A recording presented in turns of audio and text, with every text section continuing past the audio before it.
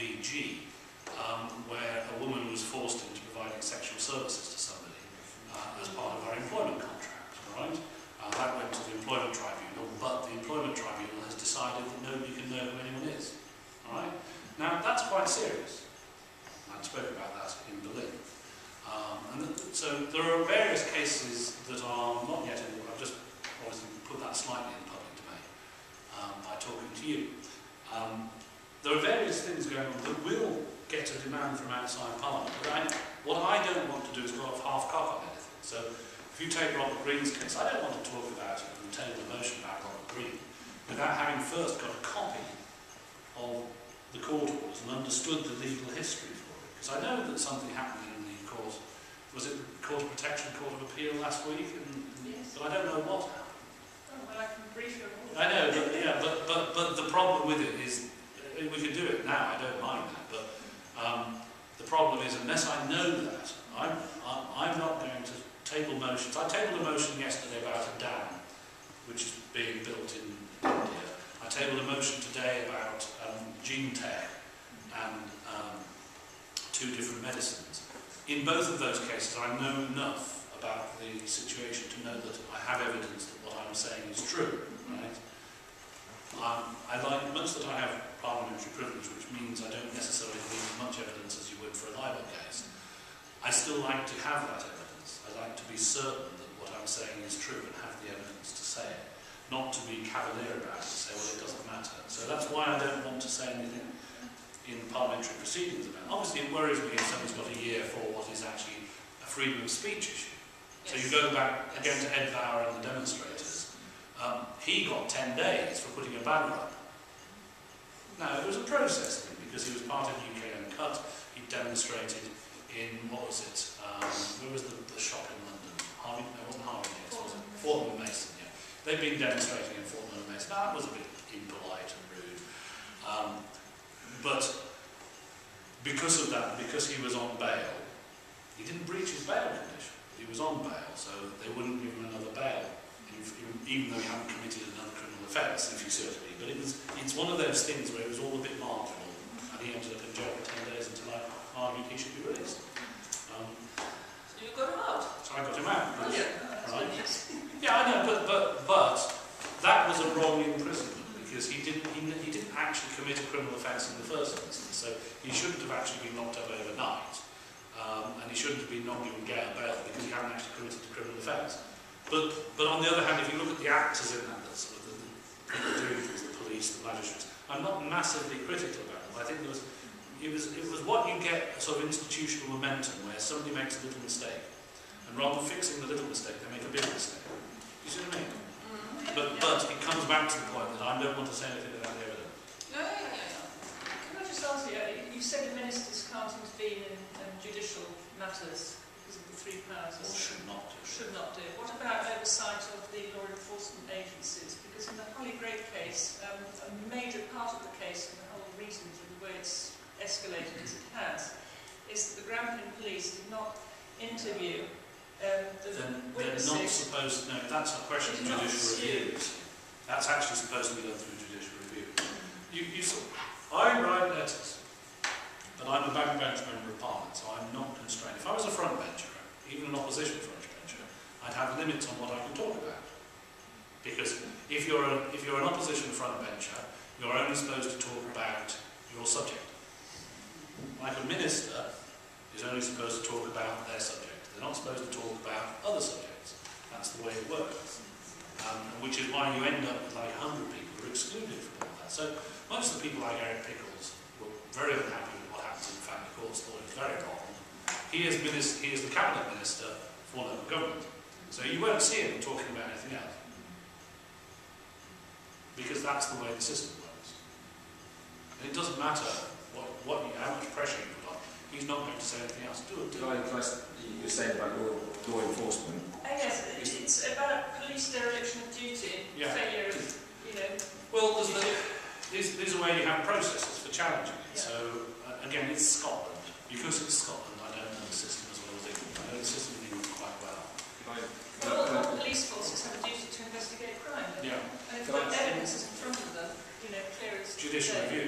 I was just going to say, say, because in judicial review, there's obviously in Scotland it's the police ombudsman, and here we've got the IPCC. That's right. Okay, and this is one of the very serious issues going on at the moment. When there's issues with police corruption or police not doing their job properly, of course it goes into a complaint into the IPCC. And then the police force in the Holy Grail case withheld evidence from the IPCC, so the IPCC found in favour of Granby Police and done their And may I say, I mean, I'm not 100% up on everything in the Holy Grail case, but I've read the police ombudsman report, and I've read an awful lot of IPCC reports, and I see the very same sort of tricks in the report to try and downgrade what happened with the police. And I think it's pretty much agreed throughout, quite positively in Parliament, that there's big problems with the IPCC at the moment, and which is obviously my own case. But I mean, I think that it's not just JR with the police when they're not doing their job. Whatever's happened with this corruption. All of this relates to cover-ups in the investigation process of various things. So if you take the GMC, I always get stressed about the fact that David Soul, who was a doctor, did some experiments where babies were made to breathe carbon monoxide, not dioxide, at a concentration of 0.3%, which is 3,000 parts per million, which is a lethal concentration over a period of time, not for a lethal period, and the GMC would not investigate that.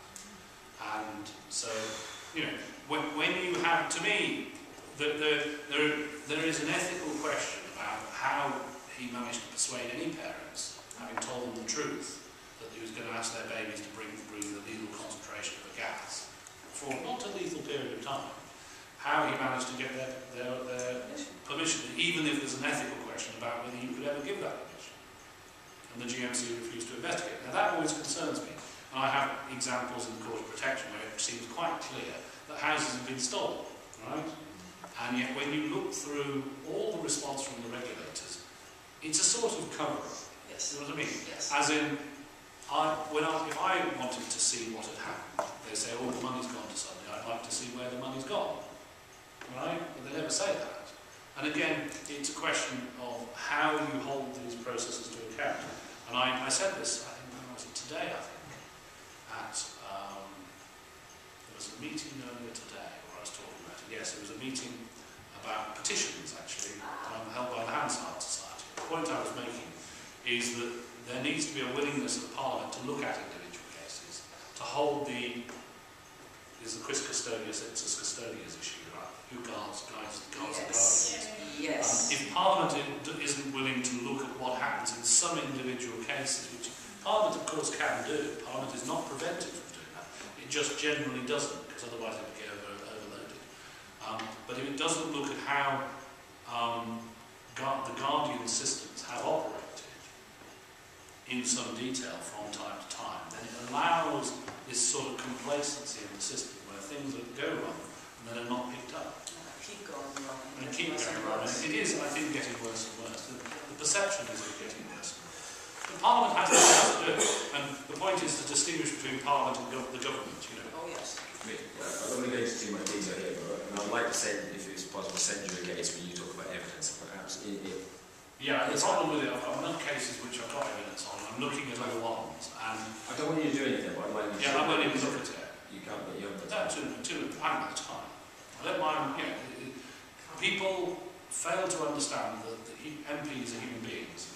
They don't get into a time ship and suddenly find extra time. So, you know, I've got to sleep some time of the day. That leaves perhaps like 16 hours a day to do things. I have my constituents to look after. They are my priority. And I have family to look after and all sorts of things. And then I have time to look at miscarriage of justice, which I do. And I do look at all sorts of cases. But there is a limit to how much time I've got, so I often refuse to look at cases. I'm sorry, I'm not going to do that. Can I ask you a question?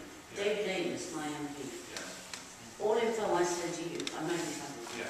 All the info I send to you, David gets as well. I know he's brought it up in the House a couple of times, grandparents' rights. Yes. But has he ever contacted you? He hasn't specifically contacted me, but that's not necessarily wrong with you. You know, I've suggested to talk to a particular journalist because I've got two cases where, well, we all know there's a problem with grandparents in the... No, the only reason I'm asking you is I can never understand why we've got thousands of people out here, all the British people, writing to their MPs. Yeah. Why is it they don't come together? I think you would find with David that that if we got to a sufficient threshold of demand from outside in the media, that he would be somebody on the side of voting for a parliamentary committee to investigate secret evidence, which is what we need. Yeah, but what I'm saying, if you all came together... I know, but it's he, me and 3 others is not enough. We need, No, I know. you know, there are 650 members of parliament. You need hundreds. I know, but this is what I'm saying. I'm finding it... I just can't get it